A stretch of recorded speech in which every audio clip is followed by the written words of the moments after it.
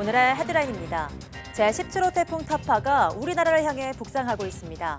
이번 일요일 제주도 동쪽 해상을 거쳐 대한해협을 통과할 것으로 보이는데 강풍을 동반한 최고 500mm의 물폭탄이 쏟아질 것으로 우려됩니다.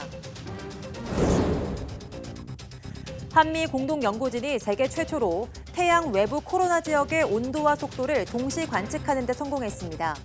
그동안 풀리지 않았던 코로나 온도가 태양 표면보다 월등히 높은 이유 등에 대한 단서를 얻을 수 있을 것으로 기대됩니다. 33년 만에 화성 연쇄살인 사건의 유력 용의자를 밝힐 수 있었던 건 과학수사기법이 획기적으로 발전한 덕분이었습니다. 손상되거나 아주 적은 양의 DNA로도 사람을 식별할 수 있게 된 건데 다른 미제 사건도 실마리를 찾을 수 있을지 주목됩니다.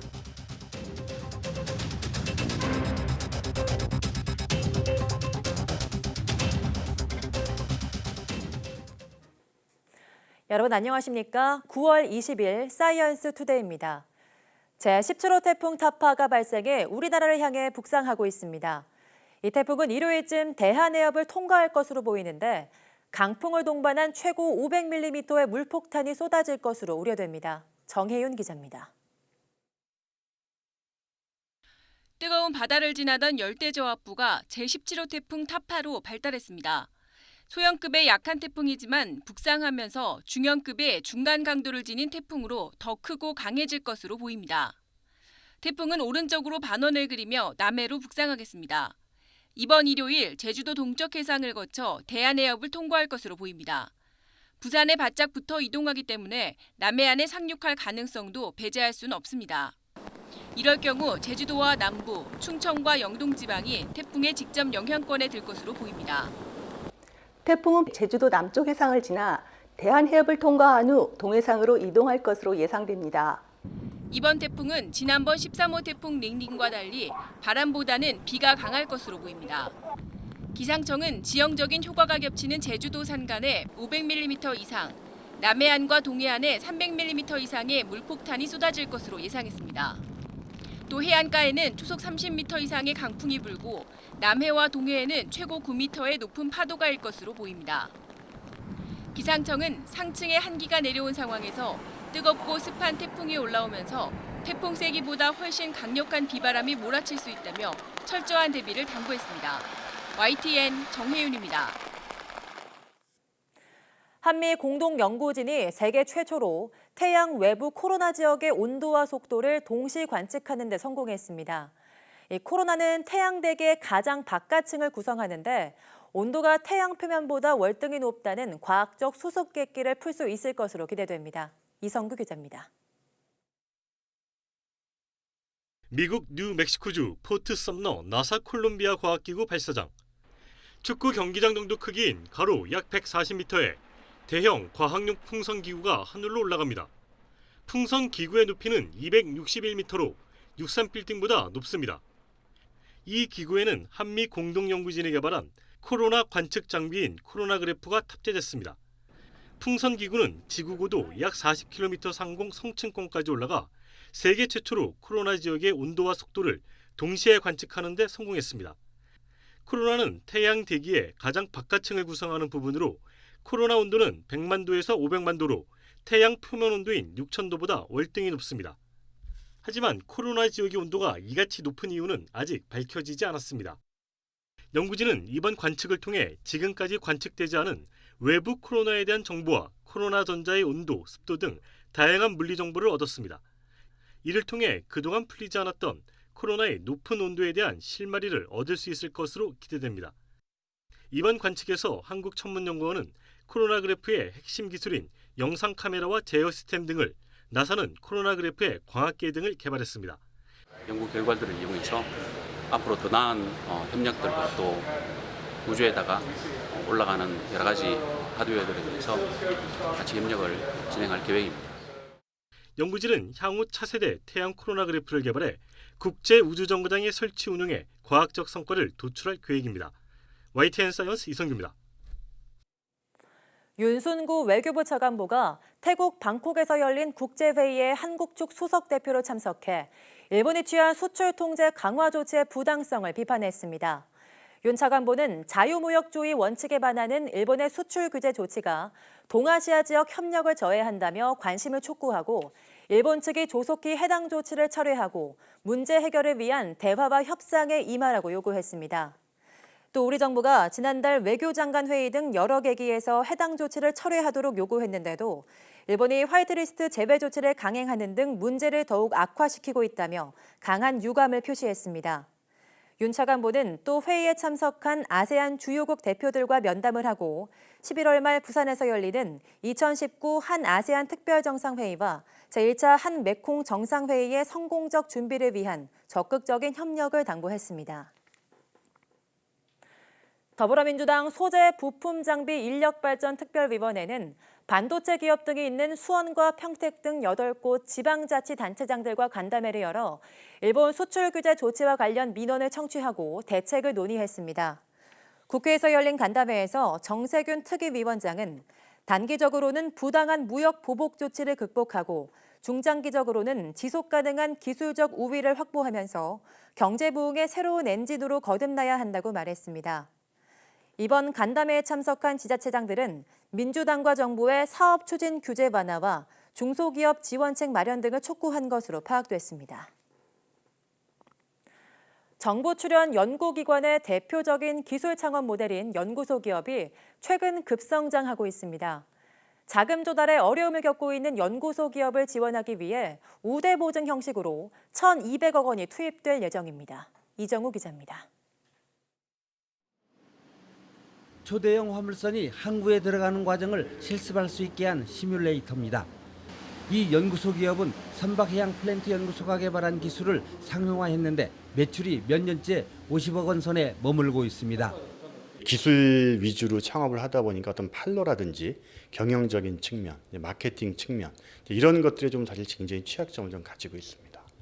연구소 기업의 생존율은 일반 벤처기업보다 높지만 자금력과 마케팅 능력이 뒤떨어진다는 평가입니다. 연구소 기업이 급속히 팽창하고 양질의 일자리 창출에 기여함에 따라 연구소 기업에 대한 지원도 한층 강화되고 있습니다.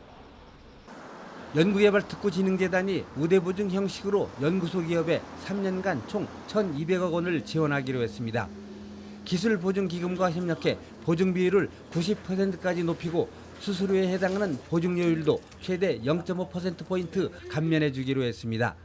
공동으로 연구소 기업의 브랜드를 활용해서 마케팅할 수 있는 그런 지원 사업을 또 하고요. 또 정부에 납부하는 그런 기술료를 면제해주는 그런 또 제도를 좀 개선을 추진을 하고 있습니다. 지난 2006년 단 2개로 시작한 연구소 기업. 지금은 모두 800여 개로 급증하면서 공공기술 창업의 성공 모델로 자리매김하고 있습니다. YTN 이정우입니다. 에너지 전환 정책으로 경영난을 겪고 있는 중소원전업계에 대해 정부가 지원을 확대하기로 했습니다. 산업통상자원부는 오늘 오전 원전 공기업, 중소협력업체 등과 업계 간담회를 열고 연구개발비 지원과 2차 협력사 대출 확대 계획을 밝혔습니다. 이에 따라 이듬해 산업부가 지원하는 원자력 연구개발비 예산은 1,415억 원으로 올해 비해 33% 늘어나게 됩니다. 또 한국수력원자력은 중소협력사 대상 대출 지원 금액을 기존보다 100억 원 늘어난 1,600억 원으로 확대하고 대출 대상의 2차 협력 기업도 포함하기로 했습니다. 이와 함께 업계와 원자력학회 공동으로 인력 데이터베이스를 구축해 안정적인 운영 인력 확보에 활용할 방침입니다.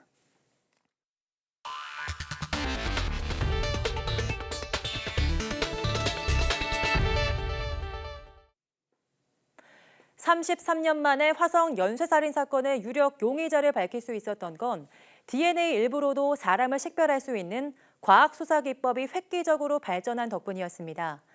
또 범죄자들의 DNA 정보를 자료화하고 관련 사건 기록을 보존한 노력도 빛을 발습니다. 최소라 기자입니다. 증거물에서 추출한 DNA의 주인을 밝히려면 DNA 지문에 주목해야 합니다. DNA 지문이란 유전 정보 없이 염기 서열이 반복되는 구간인데 손가락 지문처럼 사람을 식별하는 데 사용합니다. 예전 분석 기술인 VNTR에선 14개에서 70개의 긴 구간이 필요해 DNA가 많이 손상되면 분석이 어려웠습니다. 하지만 국과수가 사용한 최신 STR 기법은 4개에서 6개의 짧은 구간만 있어도 동일인 여부를 확인할 수 있습니다. DNA 지문의 양을 대폭 늘리는 기술도 과거보다 발전해 분석을 도왔습니다. 더 적은 양에 더 많이 손상된 DNA도 훨씬 정확하게 분석할 수 있게 된 겁니다. 개인마다 DNA의 서열 구조가 다르기 때문에 그래서 이것을 이제 증폭을 해서 대조군과 비교군을 특정하는 그와 같은 작업이기 때문에 증거 능력 여부에 있어서는 국내외를 통틀어서 인정을. 경찰은 이렇게 얻은 용의자 DNA와 교도소 수감자의 DNA를 대조해 용의자를 찾아냈습니다. 2010년 시행된 DNA 관련법으로 범죄자 16만 명의 DNA 정보를 확보한 덕분입니다.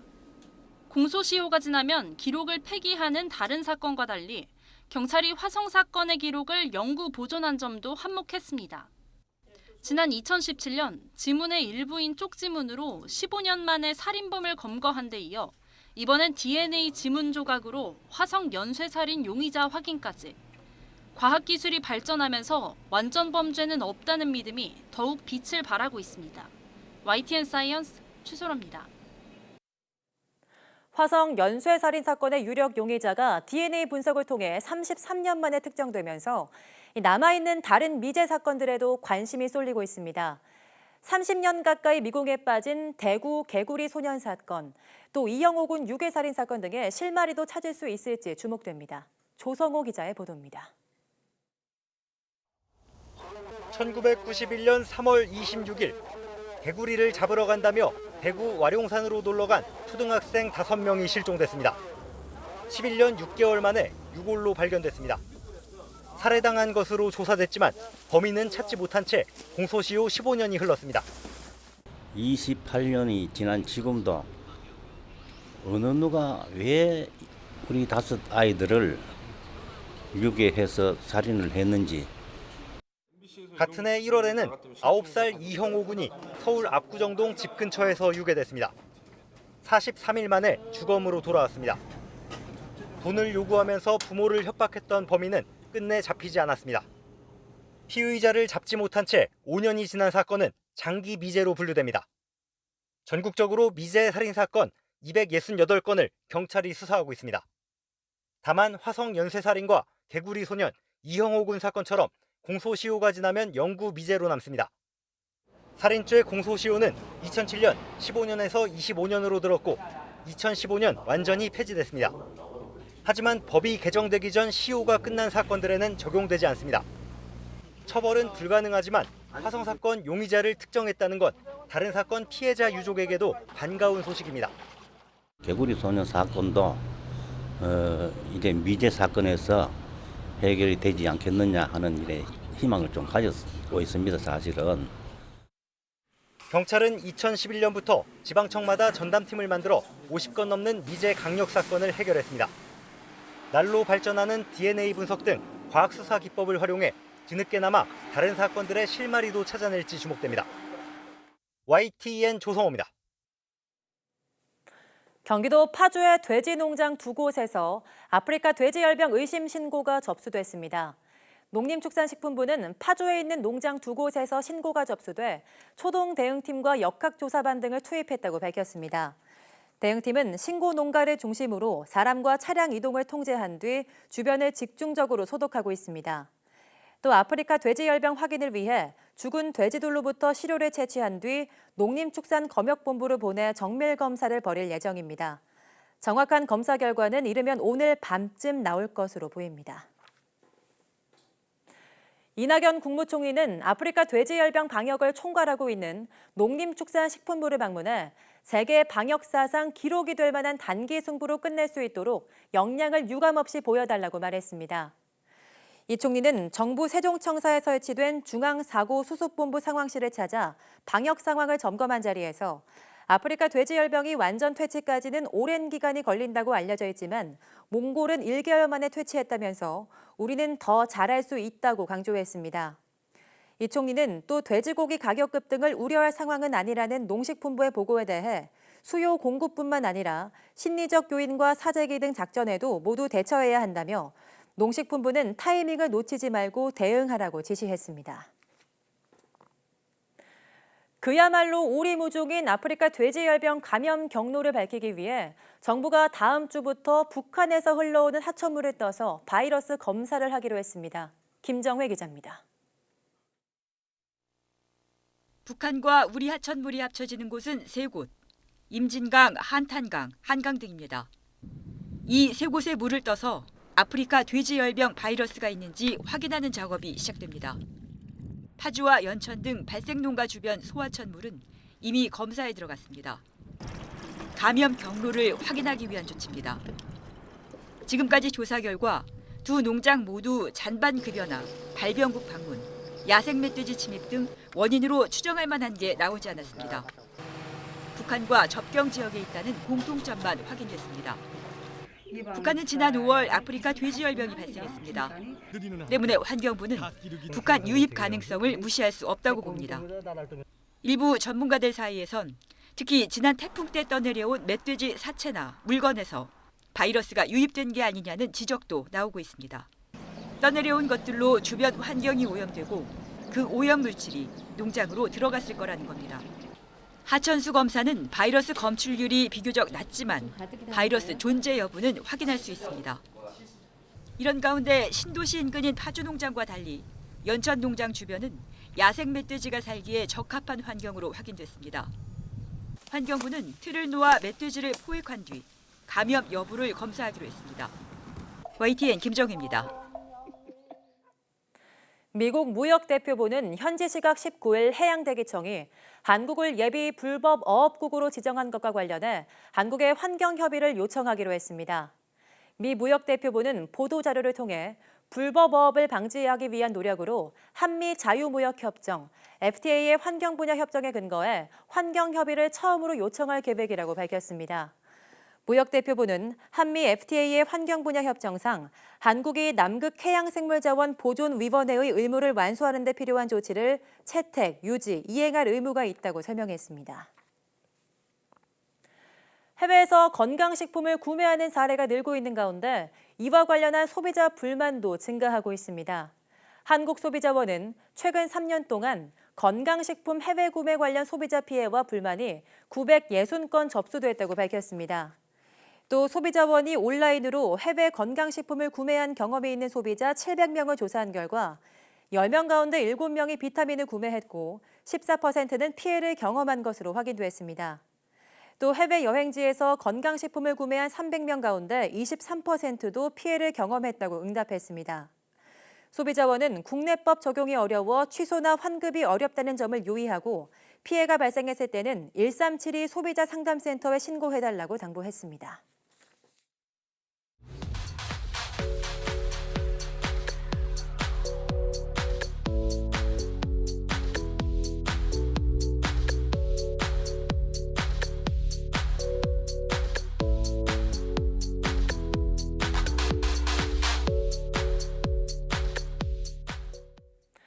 기초과학연구원 IBS는 우리나라가 노벨상을 목표로 기초과학 연구를 위해 설립한 연구기관입니다. 2011년 문을 연 지 8년 만에 연구 지원 시스템을 개편하겠다고 밝혔는데요. 우선 연구단별로 운영되던 행정 업무를 통합해서 연구와 행정을 분리하겠다고 발표했습니다. 즉 연구원들은 연구에만 몰입할 수 있는 시스템을 만들겠다는 건데요. 이 밖에도 또 어떤 내용이 있는지 오늘 오후 사이언스투데이 과학본색에서 취재 기자와 더 자세한 이야기 해보겠습니다. 모두 많은 시청 바랍니다. 함께해 주신 여러분 고맙습니다.